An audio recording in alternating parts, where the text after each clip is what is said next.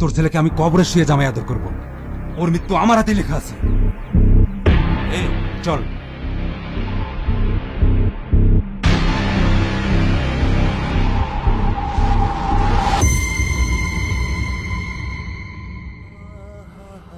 তাহলে শেষ পর্যন্ত আমরা এক হয়ে গেলাম। হ্যাঁ, মা আমি তুমি, আমাদের ছোট্ট একটা বেবি হবে।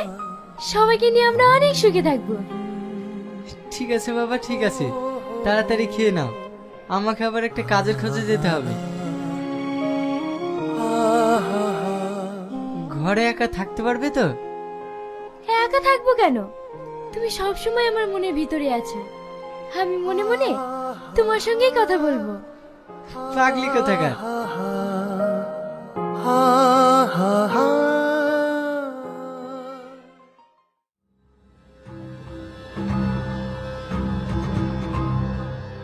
ভাই, সব জায়গা খুঁজলাম, ওদের কোথাও পেলাম না। তোদের দ্বারা কোনো কাজ নেই। ভাই, আমার মনে হয় ওরা দূরে কোথাও চলে গেছে। বাইরে আমাদের যত লোকজন আছে সবাইকে ফোন কর, তাড়াতাড়ি ওদের সন্ধান করতে বল। আমি জানি ওরা কোথায় আছে। এ কে? ভাই, এর নাম ইয়াসিন, রিয়াজের বন্ধু। সেদিন যখন তুহিনা পার্কে দেখা করতে যাই, তখন এই আমাকে ফোন করে বলেছিল। রিয়াজের সাথে তোমার শত্রুতা কিসের?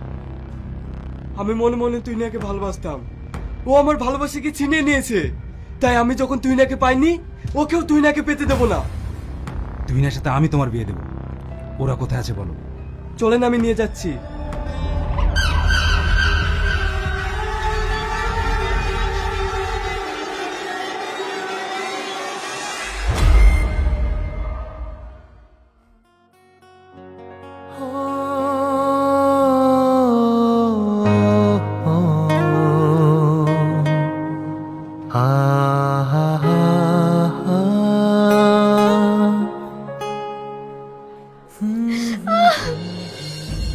একটু দেখে কাজ করবে তো?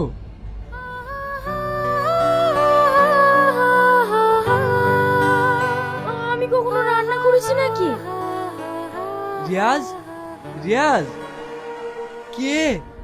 আমি ইয়াসিন।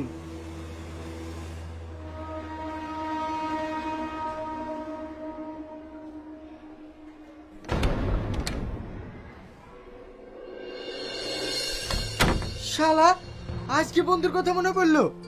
টাকাটা এনেছিস? তোর শ্বশুর মশাই এসছে, বাইরে দাঁড়িয়ে আছে। কি?